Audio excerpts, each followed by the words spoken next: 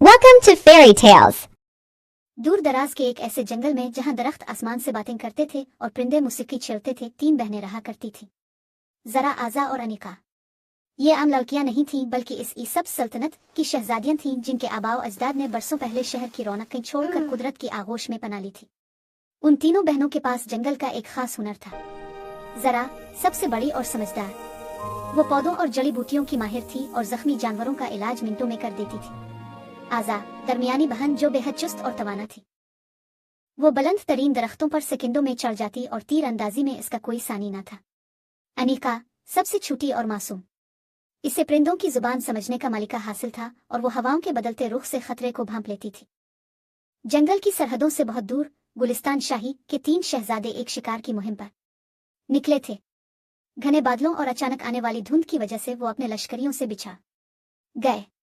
रास्ता तलाश करते करते वो इस ममनुआ जंगल की हुदूद में दाखिल हो गए जहां आज तक कोई आम इंसान कदम नहीं रख सका था। भूख और प्यास से निढाल शहजादा रेयान, शहजादा अहद और शहजादा हादी एक घने बरगद के दरख्त के नीचे रुक गए। हम रास्ता भटक चुके हैं, रेयान ने परेशानी से कहा। यह जंगल आम नहीं लगता, यहाँ की खामोशी में भी एक अजीब सी पुकार है। अनीका ने दरख्त पर बैठे एक तोते से सुना कि जंगल में 3 अजनबी दाखिल हुए हैं। इसने फौरन अपनी बहनों को खबरदार किया। Strangers have entered our borders. सरहदों में Sisters, strangers have entered our जरा ने borders. संजीदगी से कहा। वो तीनों खामोशी से दरख्तों की ओट में छपती हुई वहां पहुंची जहां शहजादे मौजूद थे। आजा ने एक दरख्त की शाख से छलांग लगाई और अपनी कमान तान ली। तुम कौन हो और हमारे पुरम जंगल में क्या कर रहे हो? आजा की गरजदार आवाज ने शहजादों को चौंका दिया। शहजादे उन लड़कियों के हसन और उनके बेखौफ अंदाज को देखकर दंग रह गए। रेया ने आगे बढ़ कर अदब से सर झुकाया। हम शिकारी नहीं, मुसाफिर हैं। हम रास्ता भटक गए हैं और इस जंगल की भूल भलियों में कैद होकर रह गए। गार के दहाने से निकलने वाली मध्यम नीली रोशनी ने सबके चेहरों को अपनी लपेट में ले लिया था। शहजादा रेयान, अहद और हादी हैरत से इस मंजर को देख रहे थे, जबकि जरा, आजा और अनिका चौंकी थी। जरा ने सबको इशारा किया कि वो उसके पीछे रहे। गार के अंदर दाखिल होते ही दीवारों पर लगी खूब साख्ता चमकती हुई का लुमिनस मॉस ने रास्ता रोशन कर दिया। गार के वस्त में एक बहुत बड़ा पत्थर का दरवाजा था जिस पर 3 मुख्तलिफ निशान बने हुए थे, एक पत्ता, एक बाज और एक लह। यह दरवाजा तब तक नहीं खिलेगा जब तक इसे इसके सही हकदार न छुए, अनिका ने दीवार पर लिखी कदीम तहरीर पढ़कर बताया। आजा ने तंजिया नजरों से शहजादों को देखा। तुम लोग तो सिर्फ तलवार चलाना जानते होगे, क्या तुम में से कोई इस कुदरत के इम्तिहान के लिए तैयार है? पहला निशान और पत्ता उठा। जरा ने जैसे ही इसे छुआ वो सब्ज हो गया, लेकिन दरवाजा ना खुला। इसे एक साथी की जरूरत थी। शहजादा अहद, जो पौधों के बारे में थोड़ा बहुत इल्म रखता था, आगे बढ़ा और जरा के साथ मिलकर अपना हाथ वहां रखा। अचानक गार में फूलों की खुशबू महक उठी। दूसरा निशान उबाज उठा। आजा और शहजादा रेयान, जो दोनों ही बेहतरीन निशानाबाज और तेज तर्रार थे, उन्होंने एक साथ हाथ रखा। उकाब की एक तेज गूंज सुनाई दी और पत्थर का एक हिस्सा सरक गया।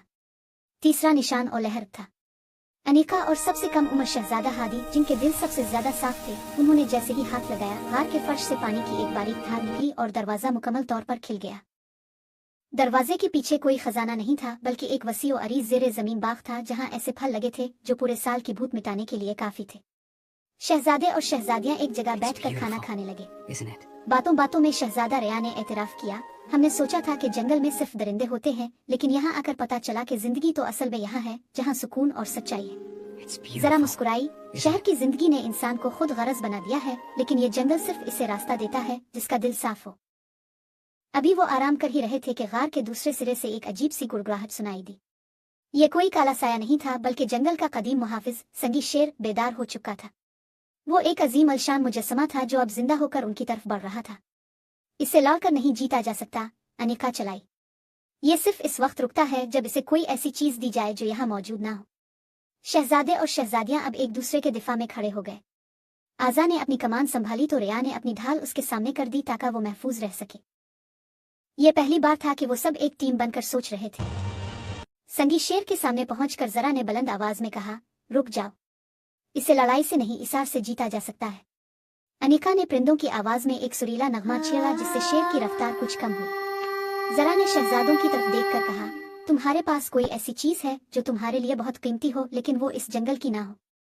शहजादा रेयान ने थोड़ी देर सोचा और अपनी शाही महर निकाली जो उसकी सल्तनत की पहचान थी। शहजादा अहद ने अपना सुनहरा खंजर निकाला और हादी ने अपने गिले से वो कीमती तावीज उतारा जो इसे इसकी माँ ने दिया था। जरा आजा और अनिका ने भी अपने बालों में सजे वो खास तलिस्माती फूल निकाले जो उनकी शहजादी होने की अलामत थे। जैसे ही उन्होंने ये 6 चीजें शेर के सामने कदमों में रखें, संगी शेर एकदम ठहर गया। इसके पथरीले जिस्म से एक तेज रोशनी निकली और वो दोबारा एक खामोश मुजस्समे में तब्दील हो गया, लेकिन इस बार उसके मुंह से एक सुनहरा रास्ता निकल रहा था। वो 6 दोस्त इस सुनहरे रास्ते पर चलते हुए गार के दूसरे सिरे पर पहुंचे, जहां एक अजीम अलशान तलिस्माती झरना गिर रहा था। इस झरने के पानी में उन्हें अपनी अपनी मंजिलें नजर आ रही थीं। शहजादों को अपने महल का रास्ता दुख रहा था और शहजादियों को अपना सबस्पोश ठिकाना।